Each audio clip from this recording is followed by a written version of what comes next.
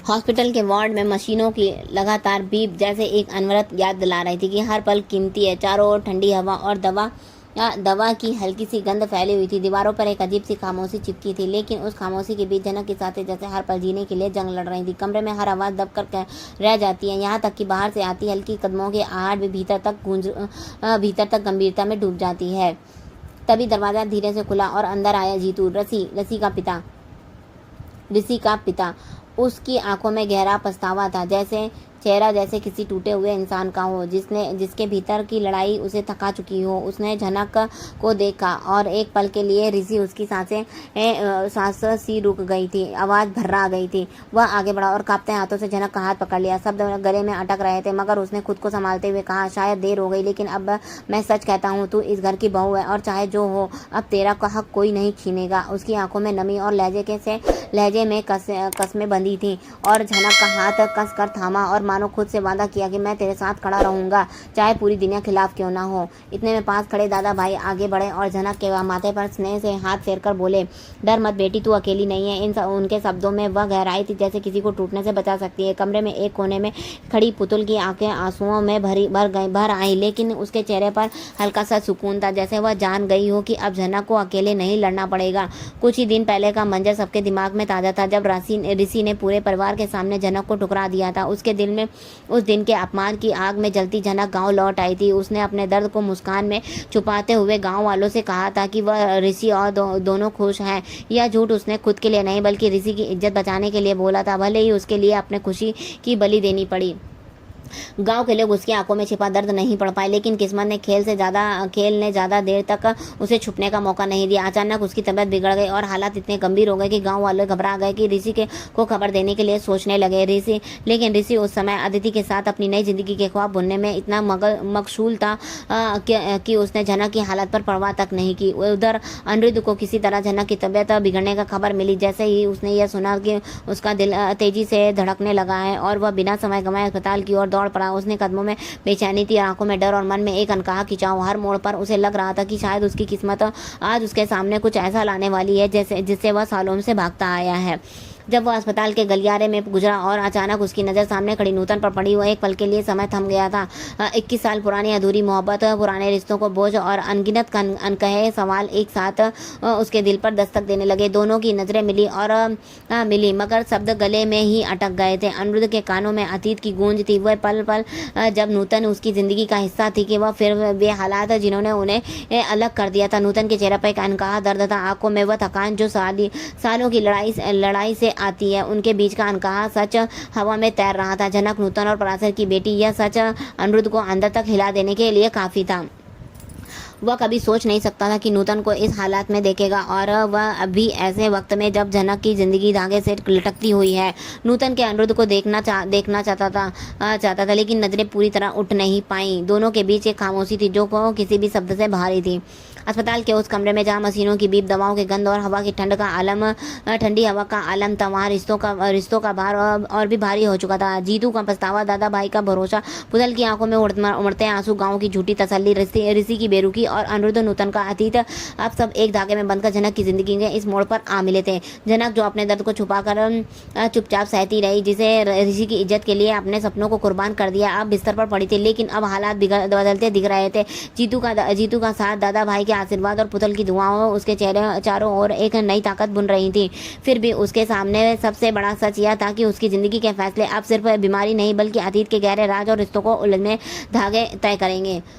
उस वार्ड से मौजूद हर शख्स जानना चाहता कि सिर्फ झनक की लड़ाई नहीं है, यह सच की लड़ाई है और जो सालों छुपा हुआ था। उस मोहब्बत की लड़ाई जो वक्त के बोझ तले दब गई थी, और उस इज्जत की लड़ाई जो झूठ और सच के बीच कहीं खो गई थी। धुंधले रिश्तों, रोशनी वाले कॉरिडोर में हल्की हल्की दवाई की गंध फैली थी और उनके बीच अनिरुद्ध के कदम धीरे धीरे आगे बढ़ रहे थे। बाहर से सब कुछ शांत दिख रहा था, लेकिन उसके भीतर का तूफान किसी भी शोर से ज़्यादा तेज था। हर कदम में उसके साथ कानों के अतीत गूंज और वर्तमान की बेचैनी के साथ टकरा चिल्ला रही थी। तभी जैसे सन्नाटे की चीरती हुई आवाज़ आई अर्सी की। उसके लहजे में ताना भी था और सवाल भी था। वह सामने खड़ी थी, आंखों में एक अजीब सा रोष, होठों पर तिरस्कार, तभी भरी मुस्कान।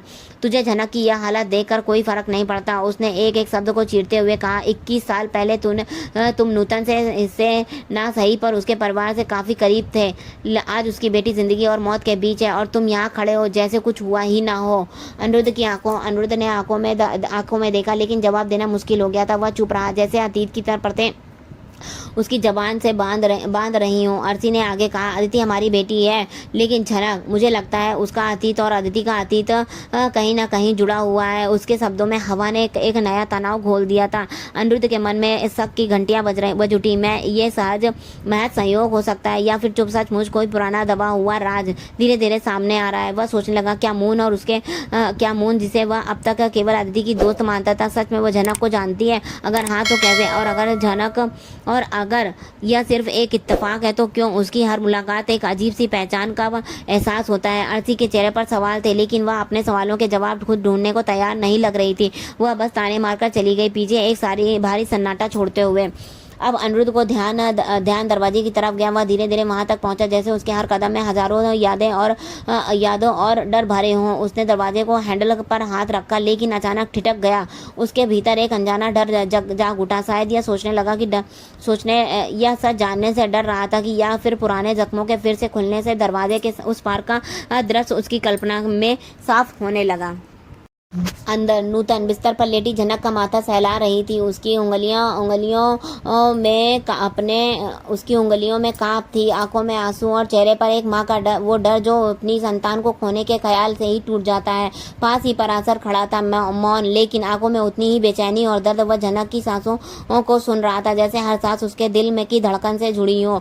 उनके बीच कोई बातचीत नहीं हो रही थी, लेकिन उनके चेहरे पर लिखा हर एक भाव लंबी कहानी सुना रहा था। बाहर खड़ा अनिरुद्ध यह सब महसूस कर सकता था। भले ही उसने दरवाजा नहीं खोला, उसकी सांसें तेज हो गई, दिल की धड़कन कानों में गूंजने लगी। उसे लगा जैसे वह इस कमरे में कदम रखते ही उसके अतीत में वापस चला जाएगा, जहां कई साल सवाल अधूरे रह गए थे और कई सच दफन कर दिए गए थे। उसने मन में सवालों की भीड़ थी। क्या नूतन और परासर इतने साल बाद आमने सामने आकर उस सच का सामना करेंगे जिससे वे अब तक बचते आए हैं? क्या उनके बीच की चुप्पी टूटेगी और वह शहर आएंगे जो 21 साल से भीतर दबे हुए हैं? और अगर सच सामने आया तो क्या वो केवल उनका नहीं बल्कि मून और झनक के रिश्ते को भी चेहरा बदल देगा? अनिरुद्ध के मन में यह भी शक था कि मून और झनक के बीच कोई गहरा छुपा हुआ रिश्ता है। शायद मून जानती है कि झनक कौन है और शायद इसलिए अर्सी को अब वह अजीब सा जुड़ाव महसूस हुआ। लेकिन अगर यह सच है तो मून ने अब तक यह बात क्यों छुपाई? क्या वह किसी की रक्षा कर रही है या फिर किसी का ख्याल का हिस्सा है? कमरे की दीवारों में मानो अनगिनत कहानियों को कैद किए हुए थी। वहाँ के माहौल में एक ऐसा बोझ था जैसे कोई शब्द हल्का नहीं कर सकता था। नूतन की आंखें झनक के चेहरे से हट रही थी और परासर की मुट्ठियां जैसे कस चुकी थी, शायद गुस्से से और शायद बेबसी से। अनिरुद्ध एक पल को चाहता था कि वह दरवाजा खोल दे और सब कुछ साफ साफ पूछ ले, लेकिन फिर भी उसके कदम पीछे हटते गए। वह जानता था कि कुछ सच ऐसे होते हैं जो बाहर आते ही सब कुछ बदल देते हैं, रिश्ते, विश्वास और यहाँ तक कि पहचान भी। शायद इसलिए उसने खुद को रोका। बाहर के कॉरिडोर में अब भी वही सन्नाटा था, लेकिन अनिरुद्ध के भीतर एक तूफान और भी तेज हो चुका था। उसके मन में बार बार यह सवाल गूंज रहा था कि क्या यह अब केवल संयोग है या फिर अतीत का कोई राज अब खुलने वाला है? क्या मून, अर्सी और झनक के बीच का यह अजीब सा त्रिकोण किसी बड़े सच की तरह इशारा कर रहा था? वह जानता था कि ज्यादा देर तक यह रहस्य छुपा नहीं रहेगा, लेकिन जब तक वह खुद दरवाजे के उस पार नहीं जाएगा तब तक उसके सवाल अधूरे ही रहेंगे। फिर भी उसने अभी के लिए वहीं रुकना चुना, शायद सही वक्त का इंतजार करते हुए, या शायद इस डर से कि जब वह सच जानेगा तो वापसी का कोई रास्ता नहीं होगा। कॉरिडोर की लाइट्स के नीचे उसकी परछाई लंबी होकर उस दरवाजे तक पहुंच रही थी, जैसे खुद उसका अतीत उसे खींच रहा हो। अंदर और नूतन और परासर अपनी बेटी के सिराने खड़े थे, बाहर अनिरुद्ध अपने दिल के सिराने। दोनों जगह अलग थी, लेकिन डर एक ही था, कहीं वो पल ना आ जाए जब वो उन्हें सच का सामना करना पड़े। आगे का वीडियो जानने के लिए बने रहे हमारे चैनल पर नए हैं तो सब्सक्राइब कीजिएगा, वीडियो को लाइक कमेंट शेयर करना बिल्कुल मत भूलिएगा। राधे राधे।